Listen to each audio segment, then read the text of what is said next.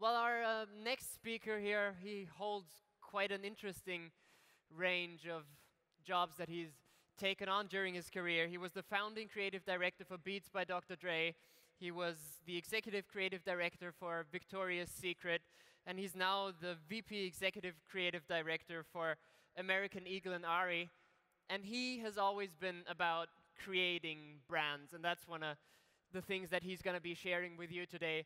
Please welcome him on this stage. We're very glad to have him, Michael Goldberg.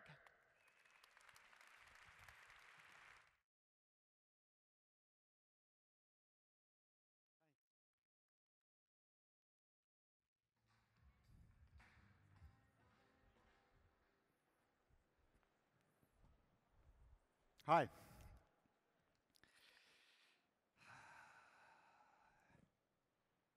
So this is my camera, and this is probably my most prized possession. It's given me a great deal of joy. I love using it. For those of you who don't know about Leica, they're made in Germany, they're handmade.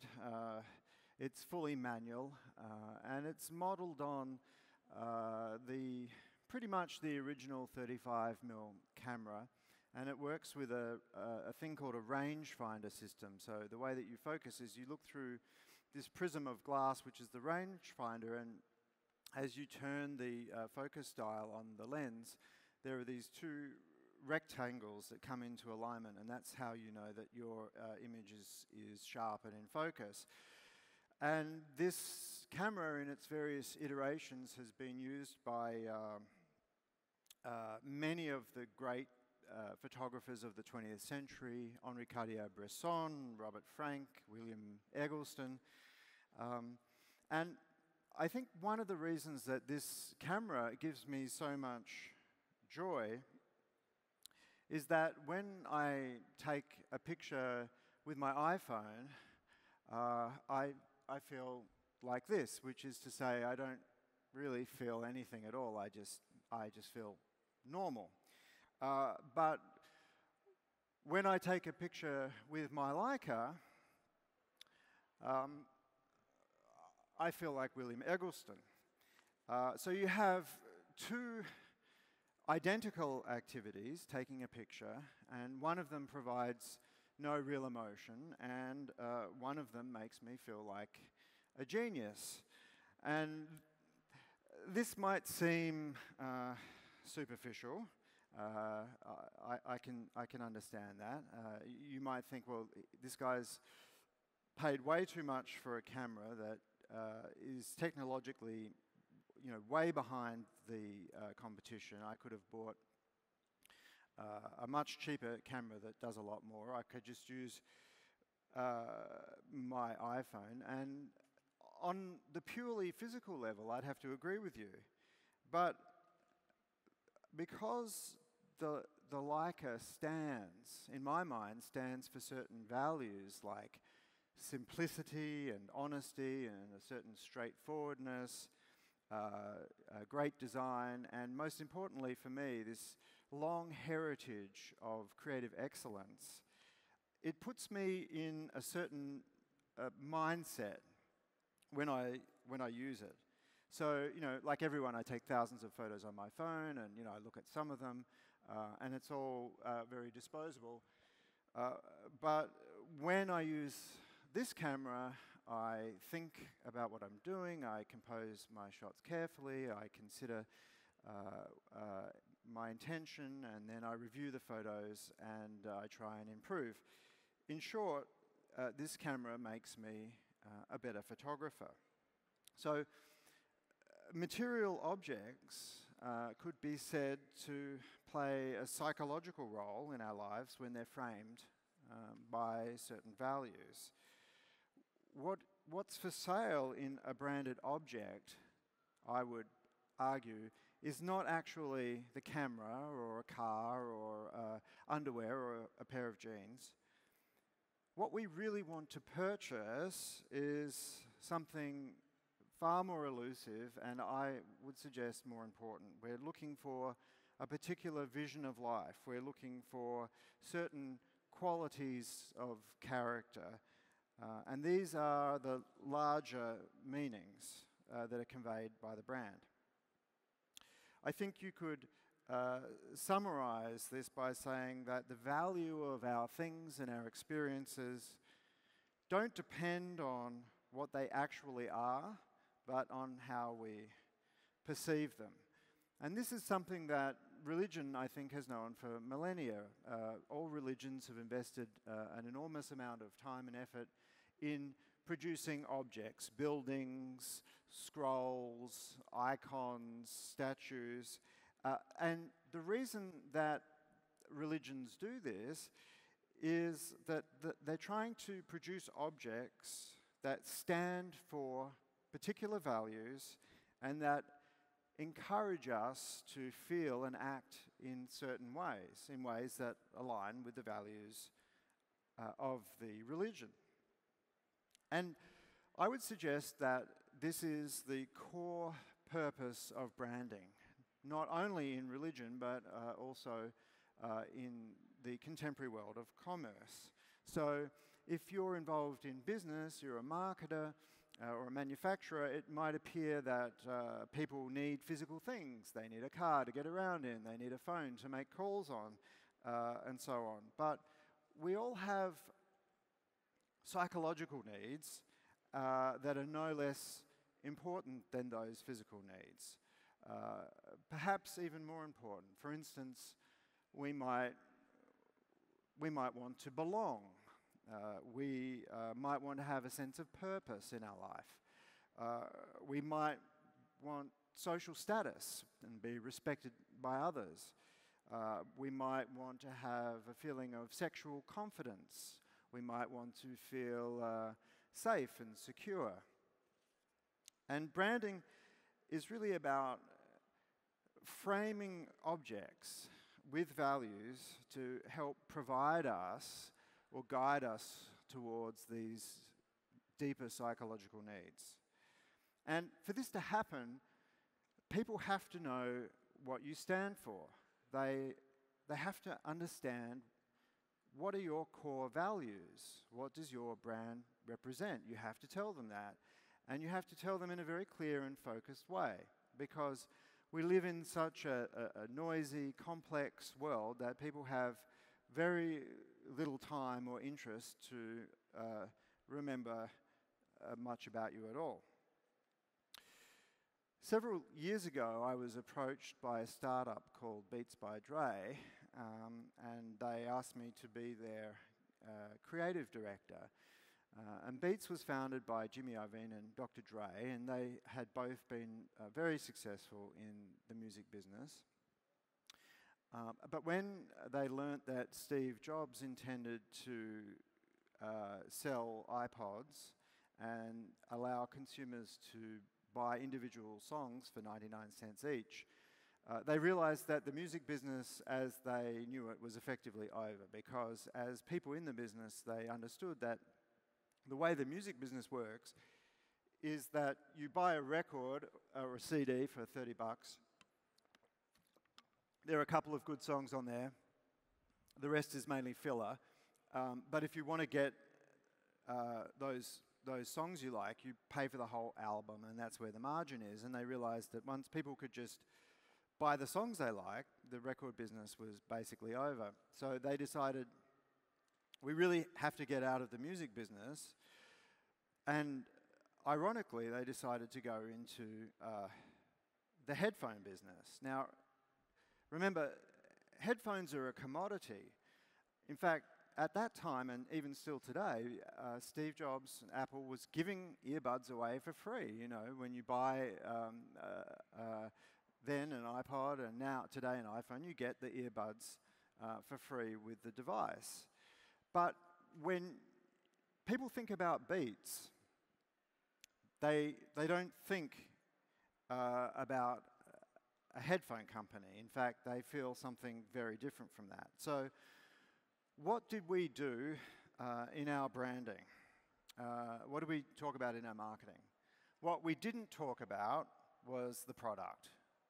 We didn't talk about hertz or frequency response, or how our headphones were in some way better value or more comfortable or sounded better than Sony or Bose or Apple. What we did in our marketing was to honor the power of music and celebrate the artists who make it. Those were our core values. That's what Beats stood for at its very core. Beats never conceived of itself as a headphone company. We thought of ourselves as a company that honors and celebrates music and the artists who make it. Now, Beats, of course, does make headphones, and I think they do a pretty decent job of it, but so do a lot of people. What Beats really did was to rebrand headphones by reframing them as an object that represents deep psychological values, the very real human need for music and our need to celebrate great art and great artists. And when I tell people that I used to work for Beats, one of the questions I get all the time is, are they really any good? Are they really worth $300? I hear that they're kind of heavy on the bass, and I've heard that Bose is better and blah, blah, blah. And my answer is always the same. I say they are exactly as good as you believe them to be. And when I say that, I'm not being flippant. I mean it quite literally. And I think that the question about are they any good is based in an assumption that a lot of people hold, even people who are in marketing, that there's some kind of real value that objects possess, and we create that value when we make something in a factory. And then there's some other kind of value, which is a more dubious sort of value that we, as marketers, manufacture, and it's some kind of a trick to get people to pay a price premium. But just like my camera, the way we branded Beats and the way we stated our core value predisposes you to listen to music on them in a certain way. When you use the product, that product and your use of it is framed by those values, and they also signal your passion for music to other people. Now, if you're still skeptical of this, I'd ask you to do this thought experiment for me.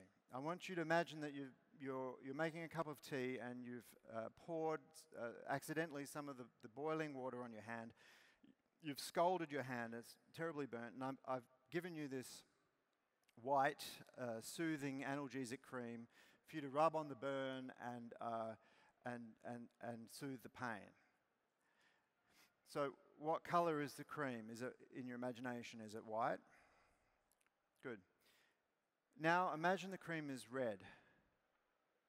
Does it still feel as soothing to you? If that question gives you pause, you're not alone. Because multiple studies have shown that a drug's efficacy is, to a very large extent, impacted by its color. White has been proven to be the best type of painkiller. Sedatives are most effective when they're blue. Stimulants work best when they're red. And the brighter the color, the greater the effect. And the best and most effective version of all is when a pill is very brightly colored and it has the brand name embossed in the pill. And these studies have been shown not just to have self-reported improved effects, but to have actual physiological improvements on the person taking the drug. And the same kind of effect holds true with packaged goods. In a recent study, it's been shown that people feel more drunk and actually take greater personal risks if their drink is explicitly labelled as Red Bull and vodka. And they take greater risks when it's labelled this way than if the exact same drink is labelled as something else. So all the branding that Red Bull have done around their product and associating it with extreme sports and their branding campaigns actually have a measurable impact on the effect that the product has on the behavior and the psychology of the user. Now, if you look at old lingerie advertising, it can seem pretty quaint by today's standards, and it doesn't appeal to any particular psychological need unless, for some reason, you dreamed of living like a queen in a floating thing with a dog. But the weakness in the way that lingerie was marketed was an opportunity that was seized upon by the founder of Victoria's Secret, Les Wexner. And what he realized was that he could rebrand underwear by reframing it as something that gives women sexual confidence by appearing more attractive to men. Now, this idea proved to be incredibly powerful. He developed quite a detailed mythology around the brand. He invented this character of Victoria, and he imagined her to be this English bombshell who holidayed in St. Bart's, and she was this kind of provocatively sexy, curvy woman who would be the type of woman who would, seduce Roger Moore in an old Bond film. In fact, Les is a huge fan of the Bond franchises, and he thought very much about how storytelling works in the context of stories like James Bond. And for a long time, this strategy worked well, and indeed today 9 out of 10 bras sold in the US are Victoria's Secret bras, and the year that I left the business, we sold $14 billion worth of lingerie in the US. However, recently, the psychological need for sexual confidence thankfully, has become disconnected from any need for validation from a male observer. And if you look at this image, you'll note that the Victoria's Secret angel is looking at us, the observer, and she's being sexy for that observer. She's being sexy for someone else, and that's part of what gives her appeal. But in fact, many consumers, particularly younger consumers, have begun to reject the notion that that's necessary, and they've begun to reject the values that the Victoria's Secret brand stands for. In fact, they believe that the Victoria's Secret brand values are quite sexist because they frame women's self-esteem as dependent on men, and that's a sentiment that I agree with. And this shift in societal values has provided an opportunity for competitors. And a company that I now work for, ARI, which is a part of American Eagle, has seized upon this opportunity, and they have very effectively rebranded underwear as something that contributes to sexual confidence and self-esteem without the need for a male observer, without the need for the perfect Victoria's Secret body. So what does this tell us? It tells us that the value of things doesn't depend on what they really are, but rather how we perceive them. I think it tells us that brands can represent values that encourage both the worst sides of human nature as much as the best. And it's not that brands are intrinsically good or bad, but that the challenge for marketers and for us as consumers is to invest in brands that play a positive psychological role in our lives, I think the challenge is to invest in building brands based on values that encourage us to be the best version of ourselves. Thank you.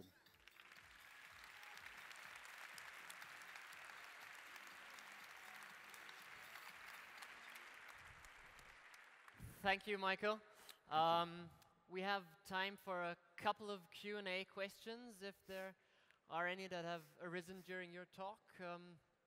As ever, just put out your hand and our mic runners will find you and you'll be able to address your question to Mike directly. Looks like I covered everything. Yeah, you left people, definitely left them thinking, I think. Which is always a good thing to do. So yeah, then let me ask a question that kind of occurred to me. Sure. How you said that kind of with your shift from one company to the other, you also embraced on your own or in your own mindset that kind of shift of expectation and what a lingerie brand conveys to its consumers. So how's that been for you personally? It's been terrific, and I think it was based on the experience I had at Victoria's Secret, where I was creative director for a sub-brand there called Victoria's Secret Pink. And Pink was a startup brand within Victoria's Secret that had a set of values quite similar to Ari. It embraced women's sexual confidence and self-esteem as independent from the male gaze. And what we saw was that as Victoria's Secret revenue was continuing to decrease and their customer base was declining, Pink exploded and it went from a $700 million brand to a $2 billion brand in less than a year. So that was a very clear signal to me that we were reacting appropriately to true psychological needs that existed within a large portion of the population. Yeah, I think it's definitely a good shift that's being taken. We have a question back there for you, Michael. Sure. Oh, all the way in the middle. Hello from here. I'm wondering, how do you find these deep psychological needs to frame the product? And is there like a systematic approach to rate which one will work best? That's a very good question, and I think that businesses fail for many reasons. They may have bad products or bad distribution, but I think the most poignant case of a business failing is when they have failed to identify a deep psychological need in the consumer, and they have not been able to reward that need. It's probably the most important decision any company will ever make. How do you identify it? I think you have to do it from your own experience as a person, and you have to think about, what do I want out of life? What do I need? What things do I value? And where am I not getting those things? Is there a lack in the market? Is there a product that I'm buying to try and solve some kind of need or give me some kind of psychological reward, and the product is failing to deliver on that promise? And I think those are the moments when you have the insight that can give you that answer. I think in the case of Beats, Jimmy and Dre looked at the fact that Steve Jobs was giving headphones away as a tremendous opportunity, because in doing so, Steve Jobs had failed to recognize the depth of people's passion for music and the fact that all the products associated with our consumption of music can be framed by a set of really powerful values. So I think there's no simple answer, but if you don't believe it yourself, if you don't feel like the rewards that you're talking about in your marketing are real at a psychological level, then it's probably a sign that you're saying the wrong things. So to put it in a very succinct way, keep it real, be yourself in order to be able to be successful out there. He says it better than me. I wish I just did. That could have been just 2 minutes instead of 20, but yeah. Well, we're glad to have been Yeah. listening to you. Okay. If there aren't any more questions, you'll also be around out there, so I'll be around. feel free to get in touch. Thanks again for being here, Michael Goldberg. Thank you very much. Thanks for listening.